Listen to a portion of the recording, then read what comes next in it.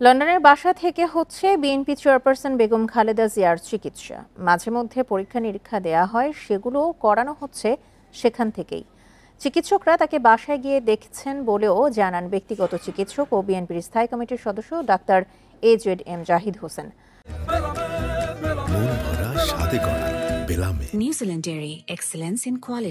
মঙ্গলবার লন্ডনে এক অনুষ্ঠানে সাংবাদিকদের এসব কথা জানান তিনি।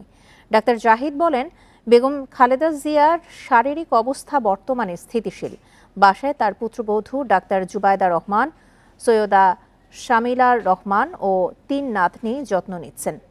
ফলে মানসিকভাবে আগের চেয়ে ভালো আছেন তিনি। সার্বক্ষণিক চিকিৎসকদের তত্ত্বাবধানে চলছে তার চিকিৎসা। পরে বেগম খালেদা জিয়ার দেশে ফেরা প্রসঙ্গে ডাক্তার AJM জাহিদ হোসেন বলেন, চিকিৎসকরা দেশে যাওয়ার পরামর্শ দিলে ফেরা হবে। বিএনপি ভারপ্রাপ্ত চেয়ারম্যান জনাব তারেক রহমানের সাহেবের বাসায় ওনাদের তত্ত্বাবধানে অর্থাৎ professor Patrick Kennedy, doctor Jennifer cross এবং সেই সাথে